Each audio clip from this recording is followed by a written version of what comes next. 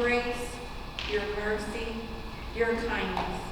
They pour upon us like a never-ending stream.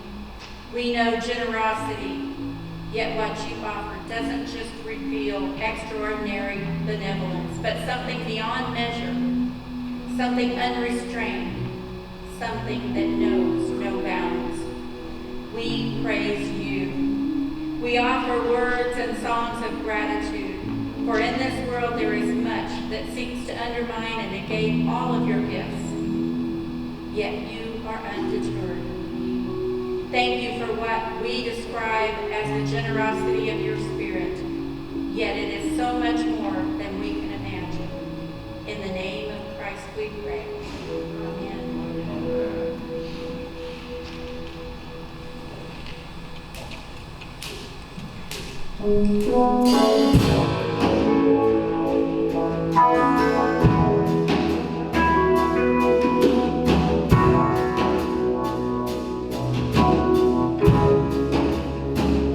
You are here, moving in our midst.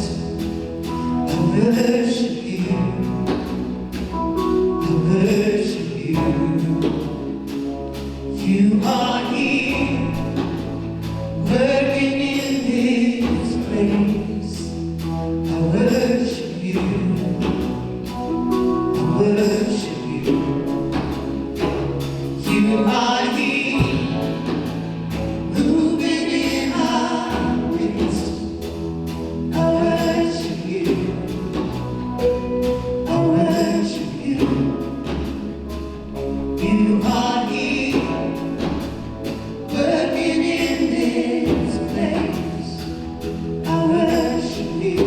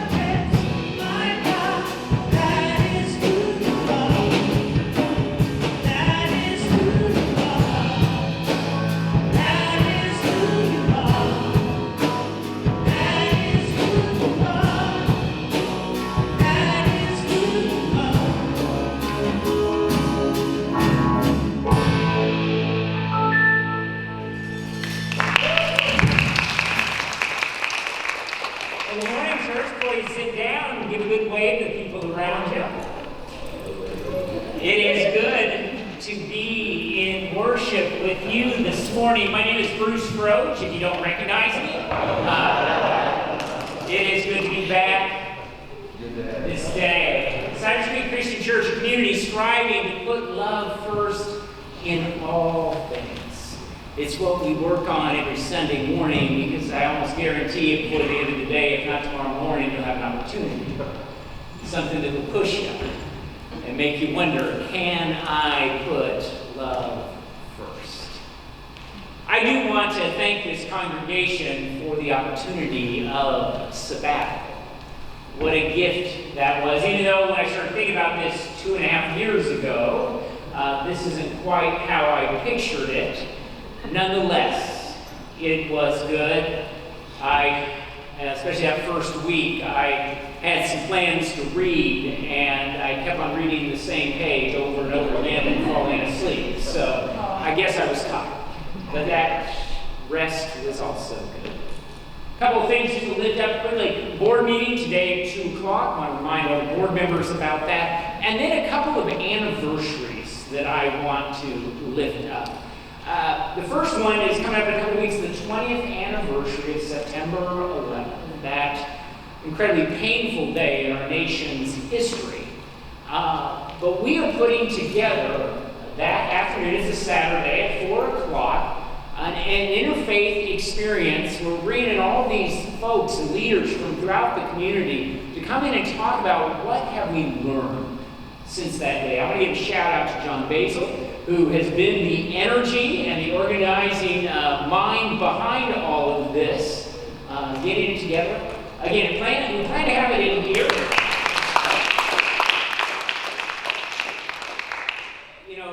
Really organizing, getting people to commit is not always easy.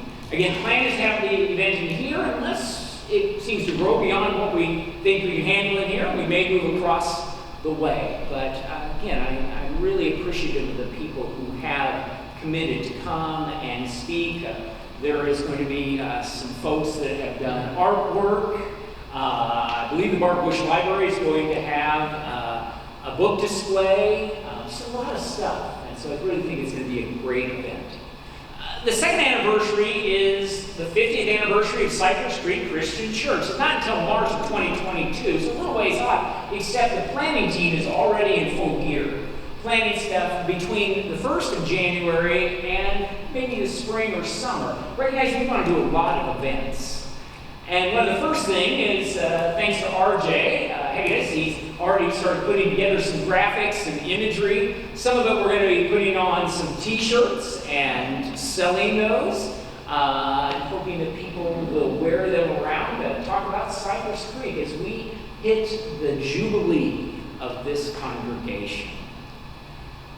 Well, today I want to focus on a text from Mark 8, the first 5 verses. I want us to hear these ancient words recorded by the faithful, words that remain relevant through the gift of the Spirit that is at work in this moment.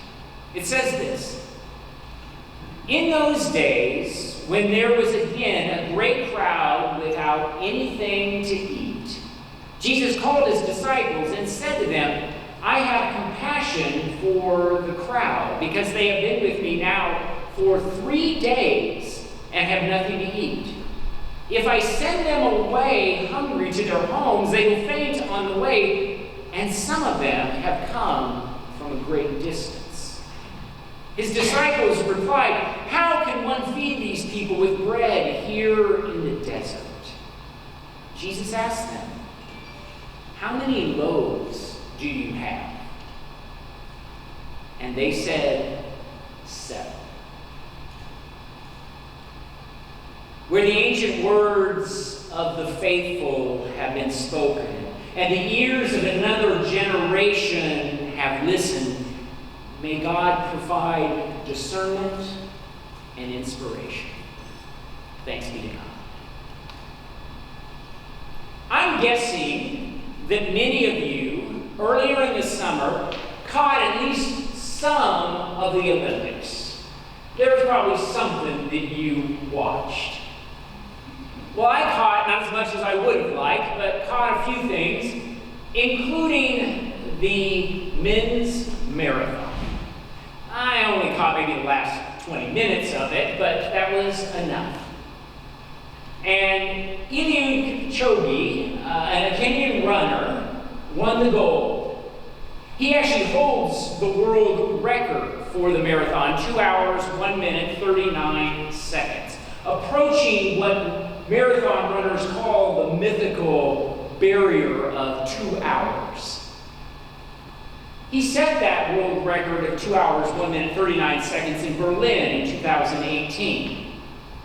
In Vienna, in 2019, he broke the 2 hour barrier, not just by a few seconds, but by marathon standards, by quite a bit. But it was not a sanctioned course, and so it does not technically stand. But with that in mind, people were excited about Tokyo. Would he break the world record? Would he break the 2 hour barrier?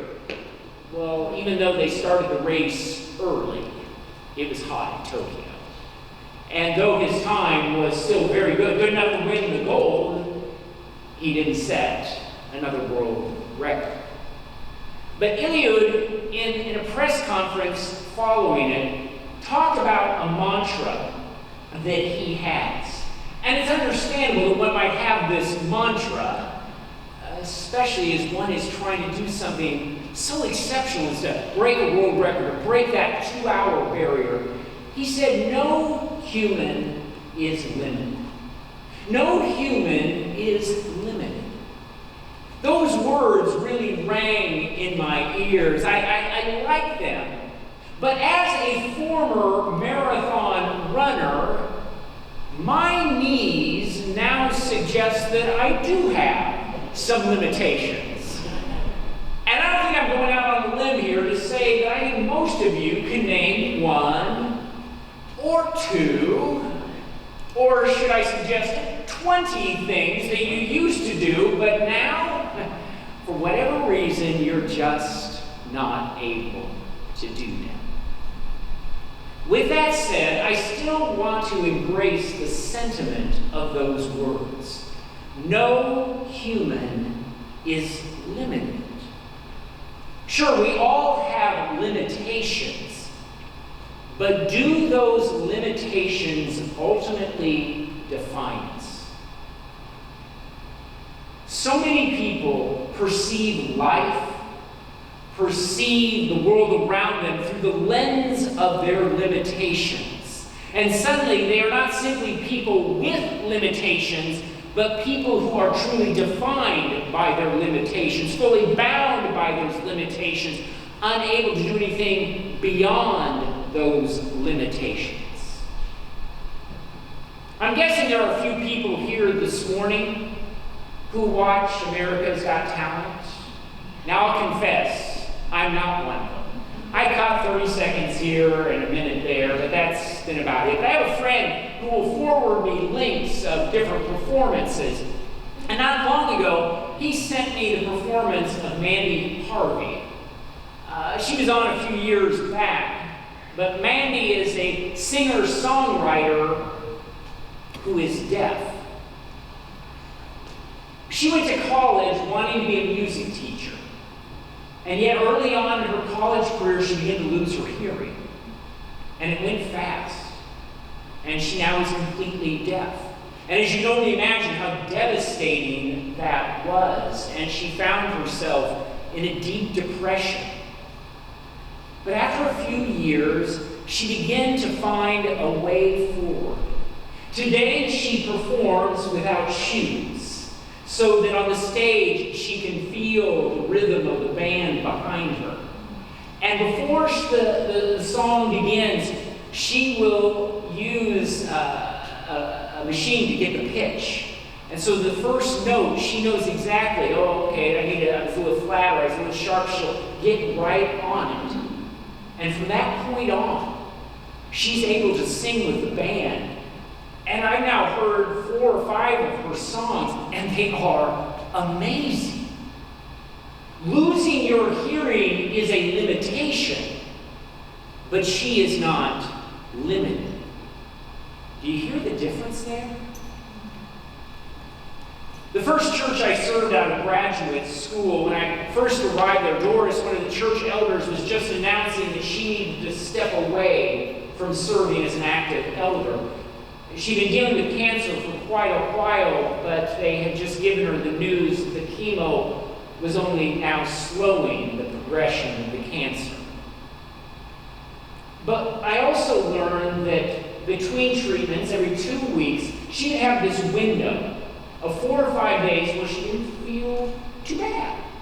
After the treatment, she would feel bad for at least a week. And then she'd start to feel a little bit better and then have this window. And so she called the church office and asked for the names and the phone numbers of some of the shut-in members. And even though she wasn't, even when she was feeling good, wasn't able to get out because of her compromised immune system, she would get on the phone. And she would give these folks as much time as they wanted. Some of them wanted to talk for 30 minutes. Some of them would want to talk for 2.5 hours. But in that window, she had all the time in the world to give them. Doris experienced significant limitations brought on by both the cancer and the treatment. But she was not completely limited by those limitations. When Jesus felt compassion for the crowd and suggested that the disciples feed them, the response was, how can one feed these people with bread here in the desert? I mean, a legitimate question, I think, for someone to ask. Now, each of the Gospels, Matthew, Mark, Luke, and John, each of them has a story about feeding a multitude. And Matthew and Mark have 2 versions, each of that story, a feeding of the 4,000, a feeding of the 5,000. But it doesn't matter if it was 4,000 as it is here in Mark 8, or 3,000 or 2,000. Had it been just 1,000, the disciples cannot fathom how they can feed a multitude. They felt limited, they felt constrained, as I think we all would. But Jesus, even knowing that there were 4,000, if not more than 4,000 to be fed, asked the question, so how many loaves do you have? And the answer was 7. I think most of us, upon hearing 7 and looking at that massive crowd, would have started to laugh. Not only is this not going to happen, we're not going to even get close. I mean, that would be most of us in the reaction that we had. I mean, I think about when we used to cut the loaves of bread for communion here. Had we had 7 loaves to cut up, I don't care how tiny you would have cut those pieces, I don't think we would have gotten 4,000 pieces out of 7 loaves, let alone enough to actually fill the stomachs of 4,000 people. But that's where our minds tend to go, is it not? Trying to get the math to work out. But for Mark's audience, they hear something else. The answer 7 is more than just a number between 6 and 8. Numbers carry meaning in Scripture. And 7 was a holy number. In fact, 7 was symbolically perfect. The disciples, they felt stuck. But I can almost hear Jesus responding to them by saying, 7? Did you say 7? Oh, that's the perfect number. We tend to perceive through the lenses of our limitation, but I think Jesus has a whole different set of lenses on. When the numbers don't appear to be adding up, Jesus shows a different way of dividing or maybe multiplying. Now, I don't want to focus this morning so much on the how. How did the 4,000 get fed with 7 loaves? I mean, did Jesus divide 7 loaves and suddenly there were 14 and then there were 28 and then there were... Or did the disciples, showing the 7 loaves that they had, did that inspire or maybe guilt the rest of the crowd to go, well, you know, I've got 1. And somebody else saying, well, I think in my bag I've got 3. And somebody else saying, well, I got 2. And suddenly there was more than enough to go around. I don't know the answer to that question. But instead, I want to focus more on the tone. How many people have said something that the tone was pessimistic, even had a defeatist tone to it? We only have, whatever the number might be, we only have 7 loaves. I only have just an hour to give. We only had 5 people sign up. We only raised $120. As you can imagine, especially during my sabbatical, I had an opportunity to talk to a lot of clergy. And let me just be honest, the numbers across the board are not good. Churches that have returned to in-person worship are down between 30 and 70% of their pre-pandemic level. And it is estimated that churches from the beginning of the pandemic to the end of this year, 20 to 25% of the churches in the United States will close. And it's not just the small churches, it's again across the board. The numbers, they feel overwhelming. In a text message conversation that I had with 4 clergy not too long ago, one of them, who serves a church that before the pandemic had about 100, 110 in worship each Sunday, he texted us in this conversation saying attendance wasn't good. We maybe had only 40. We only had 40. Now I know it was just a text message, but I could just hear the tone in his voice. We only have 7 loaves. I mean, actually the response was just 7, but I could almost hear the tone of the disciples when they gave that number. What can we do with just 7 loaves?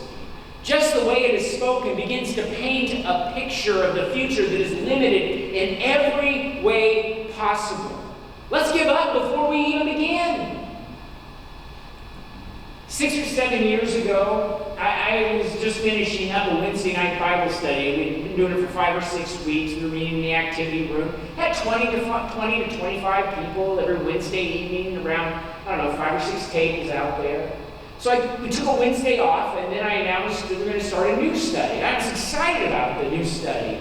And that Wednesday came, we were going to start at 6:30, at 6:29, I'm sitting at a table, and 3 chairs over from me is the only other person who showed up. At 6:31, somebody else came in and sat at the table. What I had planned really kind of required more people to be there. But I went ahead and started. And about that point, from these doors over here, a woman came in that I didn't recognize. And she kind of says to us, is there a Wednesday service? I said, well, there's this study if you'd like to join us. And she said, oh, sure. And she wandered over and sat down. And she quickly explained that earlier in the day, she lived over in Katy. She'd come over to the Barbara Bush Library because they had a book that she needed that wasn't at the Katy Library. And she came over and got the book, had gone home, and then after a while realized that she didn't have her cell phone. She must have left it at the library. And she quickly jumped back in the car, drove over here, but the library was closed. And she parked right out here in our little drive. And as she was going back to her car, she saw the lights on in the activity room. And she came over and asked if she could join us. As our conversation continued, my study went out the window because she had some interesting questions, and the whole group got into it, and really it was an engaging conversation. But somewhere along the line, she said, I'm not much of a group person, a people person. I get kind of nervous around big groups. And she said, so when I looked in and saw this small group, I felt comfortable coming in. Looking back on that, before she wandered in, my attitude, my frustration that only 3 people had shown up, my disappointment, I think it already began to limit the possibilities. What I saw, though, was a limited number of people. This stranger wandering into the building saw it as the perfect number. Coming back from sabbatical, I wasn't too sure what I was going to preach on this first Sunday. And yet I heard, not only from Cypress Creek people, but at every stop I made from pastors that I had been interviewing during my sabbatical, I heard the same thing: disappointment in regard to worship attendance. It's not just here. A friend of mine, a colleague of mine, whose church before the pandemic was worshiping nearly 2,000. Since they went to in-person, back to in-person, they have barely hit 800, which you think 800, that's great. But they are disappointed with 800. But what does it communicate? What does it communicate when we say, there were only? And we're talking about human beings. How often has our tone of voice not only reflected a sense of disappointment, but begin to shape our perception, allowing ourselves to suddenly be limited, allowing our perception of the possible to be limited, ultimately limiting our capacity to participate in a new thing that God might try to be doing in that moment. Now, I don't know how many people are here this morning. I haven't taken the time to count, but I would like to suggest that for this moment of time, this might be the perfect number. The perfect number. I think God looks at this moment and says, I think I can work with this. In the last 9 years, since I came to Cypress Street Christian Church, we have dealt with some doozies of issues. When I first got here, we were not only dealing with a $2.7 million debt that we weren't paying on because we couldn't afford it. Our annual budget was below. We weren't paying all, there's just lots of things that were going on. And then there was the pipe organ fiasco. And then there was the flood. And then the pandemic. And there were lots of things in between there. All of it, I think, frustrated people. But rarely did I hear the tone of voice. Yes, maybe not quite the number we had hoped for something, or maybe the offering wasn't quite as good as we had hoped, or maybe the fundraiser increased, and yet I still didn't hear people giving that negative. I didn't hear it very often. Well, I come back from sabbatical, the pandemic still present. The sound system in the Centrum still is not finished, in part because the sound people installing it got COVID. But I still return excited in the belief that God is looking upon us at this very moment and saying, okay, this is what I have to work with. I'm okay with that. In fact, this is the perfect number for this moment. And I can almost hear God saying, so let's get started. Let's feed the multitude. Let's heal the hurting. Let's uplift the brokenhearted. Let's welcome the outcast. Let us give voice to the voiceless. Let us love those who feel as if they are beyond love. In that list, there's not one thing that is beyond the capacity of the group that is here this morning unless we talk ourselves out of it. Unless we somehow allow the limitations that we might individually and corporately have somehow skew our perception and suddenly completely and utterly limit us to do anything. If that's where you are this morning, in just a moment we're going to go into a time of prayer, and at the beginning of that prayer is going to be a time of silence. And I'm going to invite you in that time of silence to listen for God's voice. Because I think God is going to say, oh, look at the people who showed up. It is absolutely the perfect number for this moment. And if that's what you hear, then just like the disciples who said we got 7 loaves, what they quickly learned was they were about ready to participate in something miraculous. And so if we hear God say, no, it's the perfect number, are we prepared to participate in something miraculous? Let us pray.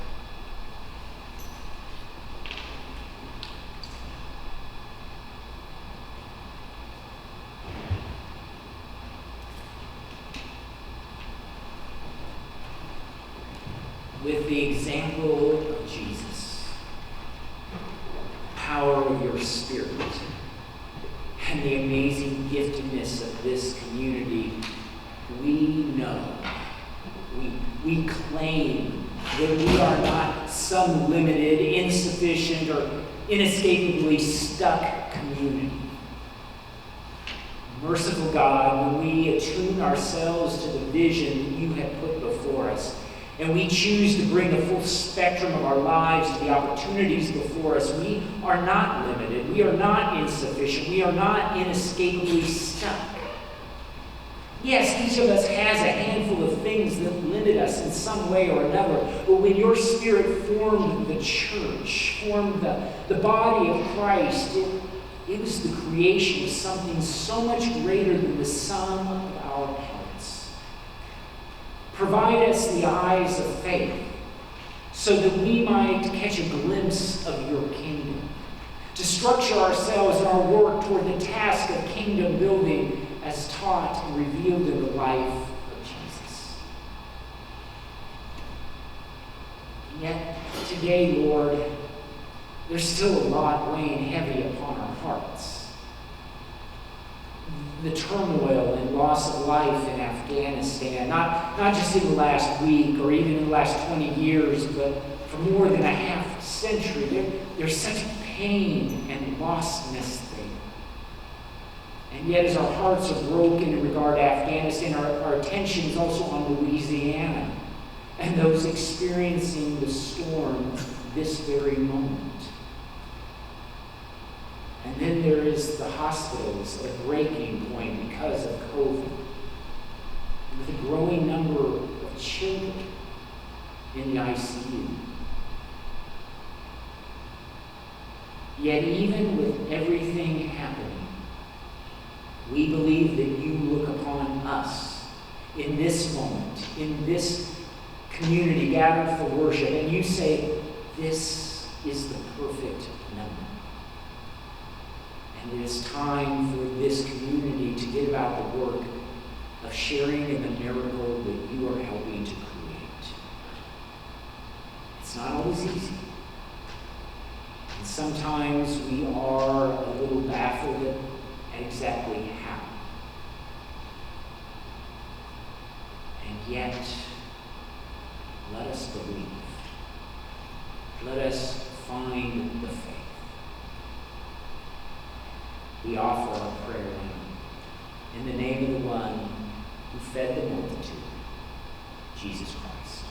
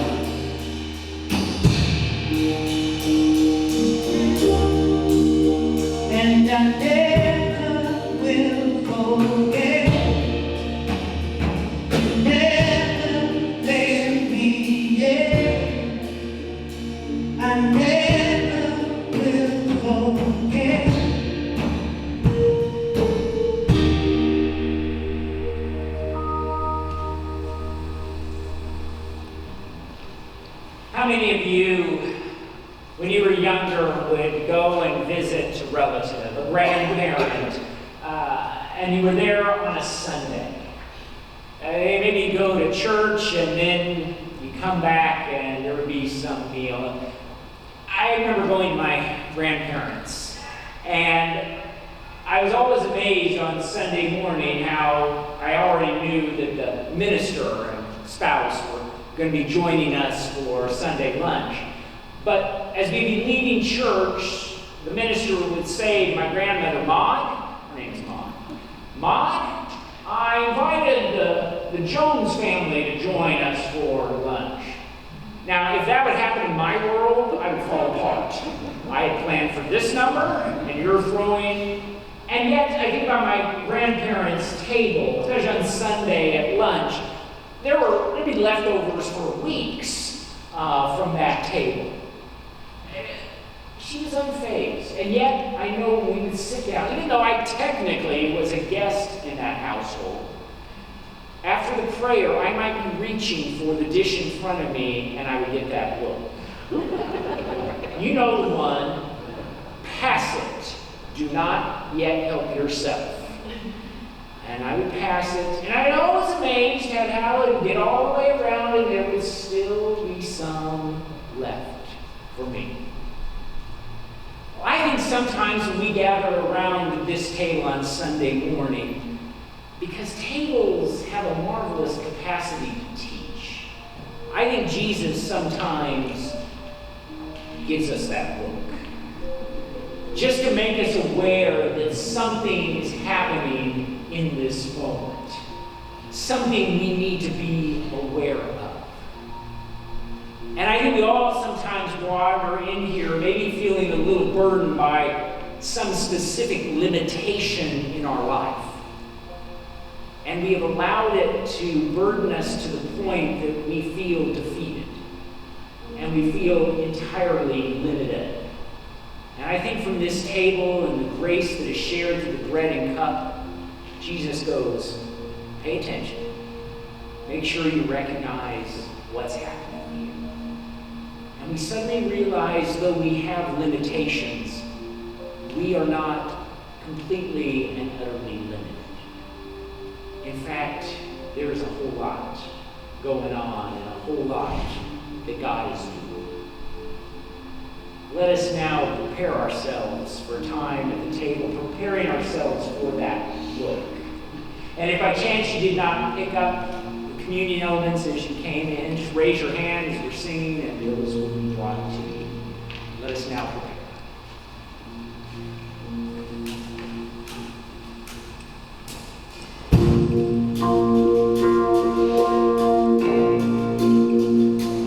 You unravel me with a melody. You surround me with a song of deliverance from my enemies, till all my fears are gone. I'm no longer a slave to fear. I am a child of God. I'm no longer a slave to fear. I am a child of God.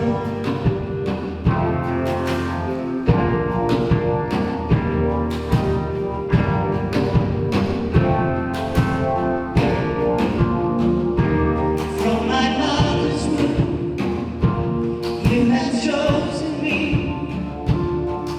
Love has called my name.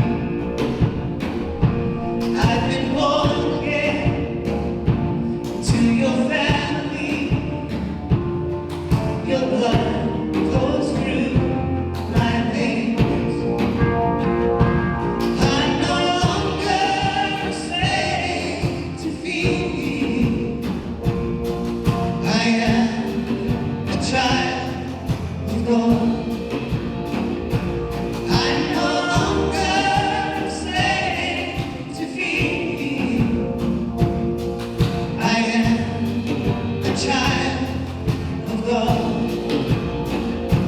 Ya no soy un esclavo de temor. Soy un hijo de Dios.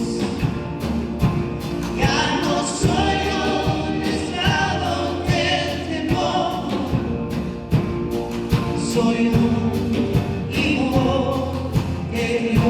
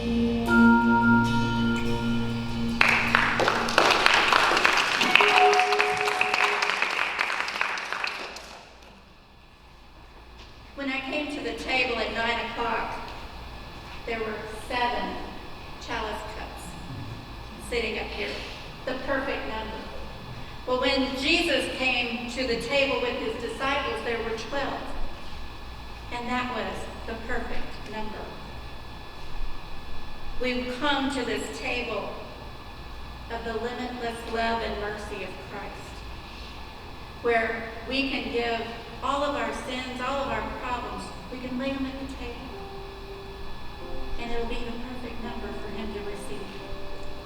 Let us go to God in prayer. Our most gracious God, as we hear this message today, let this not just be another sermon, just another day at church, but let us ponder the content of what we've heard and know in our hearts that we are the perfect number for you, that you have set us in motion through your truth. As we sit in your presence and we share this time of communion together, help us peel back the noise and the chaos of this world. We have been given your limitless love, your limitless love. Let it course through us and help us to invite your Holy Spirit to wash over us and break away any chains that are restricting our mindset. And as we ponder your boundless grace, help us, Lord, to get out of our own way and know when we feel overwhelmed that we can claim your victory on the cross. We can rest in you and have a mindset of peace, of hope, and assurance for no matter what we face, we are the perfect number together. Let us pray together. Our Father, who art in heaven, hallowed be thy name. Thy kingdom come, thy will be done, on earth as it is in heaven. Give us this day our daily bread, and forgive us our sins, as we forgive those who sin against us. And lead us not into temptation, but deliver us from evil. For thine is the kingdom, the power, and the glory forever. Amen. It was on that night when Jesus was to be betrayed that he sat at the table with his disciples having an ordinary meal. And during that meal, he took a loaf of bread. He blessed it and broke it. And he gave it to the disciples, saying, "Take, eat from this, all of you, for this represents my body that will be broken for you." I invite you at this time to take the bread.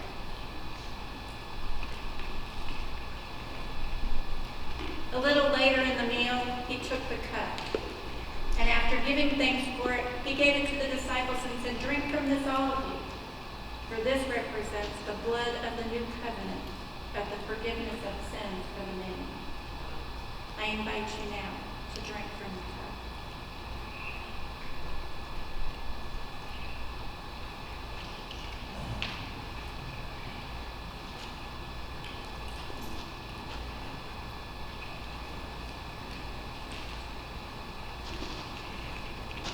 A couple of things I just want to share this morning. First of all, doing some traveling while I was on sabbatical, talking to a lot of clergy friends. About a third of my colleagues, they had chosen to go back to online worship only. Part of it, they live in places that are really bad. But I just want to say to you all, don't let your guard down. Be really careful right now. Be smart about your choices. We have a number of people who are choosing to stay home right now and to continue to watch online. And I'm thankful that they are able to do that. Talked to a family last night just saying, children with compromised immune systems, not able to get the vaccine, we've got to be careful. And I want them to be careful. But I want all of you to be especially mindful. At each of the churches that I visited during my sabbatical, they did the same thing. Before the live stream started, the pastor got up and did a little bit of housekeeping with the people that were in the space, and that included every stop talking about the people who had COVID and the people who died, whether it was members of the church or friends or family members of those in the church. And I tell you, that was kind of a heavy way to start every one of those worship services. And yet it was a bit of a reality check. Because some of these churches were not that big. Some of them, we were worshiping a pretty small community, and yet they listed off the number of people. And so again, I say to you, because I care about you, be mindful, be smart. Do what you need to do right now. Again, I said it often, 5 years ago, we may say, in that one area we overreacted. I'm okay if we discover that in 5 years. I don't want to just discover that we didn't do things that we could have done. Because we're talking about lives, and we're talking about the lives of the most vulnerable right now. We're talking about the lives of children. So, again, be especially cautious right now. Encourage family, encourage friends to do the same. The second thing, and you maybe read this in highlights, I want to give a shout out to Teresa, who has served as our interim children's director. When Sarah had to step down from the children's director's position, it was kind of, okay, what do we do? And one of the things was to talk to Mariah at that time about maybe considering going from part-time to full-time and taking over both children and youth. Of course, she's also in the midst of graduate school right now and getting towards the end of that. And she was incredibly kind to me, but the answer was no. Not right now. And yet when Teresa sent me a note saying that we had thought she was going to probably work through early October, but she was going to have to step down very quickly. She's a hospice chaplain, and work has gotten extraordinarily crazy. And she was going to need to step down early, and I got that note while I was on sabbatical. I had a few moments of anxiousness. And then Mariah and Jennifer got together and said, we would like to do this job together right now. And I mean, Jennifer, I don't know how many years you worked in children's ministry before your kids got to be youth, and then you moved up to youth, but I don't know how many umpteen years of children's ministry you have in your background. And it was just one of those moments where you felt like, okay, God, what a gift. What a gift you have given. And so that partnership will continue for a while, and then as Mariah graduates from the seminary, and that finishes that huge paper she has to do, she will then step into the full-time position overseeing youth, children, and family ministry. And again, it feels like a gift, a true gift from God. But I also want to say to you, don't ignore that phone call that you might get from Mariah or Jennifer, seeking your help. Because one of the sad things I took away from this sabbatical and talking to different pastors is because of everything that's going on, they have had to let go of their children's director. They've had to let go of their youth director. And so when things, I think, will improve and people will begin to come back, what are those churches going to be doing? And so I'm excited to say, I'm not suggesting that we're rolling in the money here at Cypress Creek, but we've not had to do those things. And I think we are going to be in a fantastic position as people come back. And so I hope you'll take the time to not only lift up Mariah and Jennifer in prayer as they begin this new adventure together, but also to give thanks to God for the gift of their willingness to serve in that capacity. Let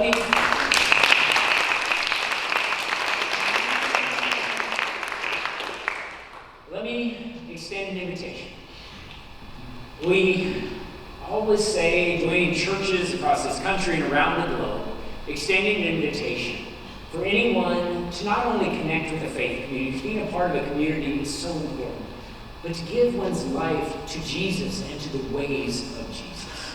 And today, if you are at a place in your life where you want to do that, I invite you to either come forward as we are singing, or to meet with me or meet with Paula after the service.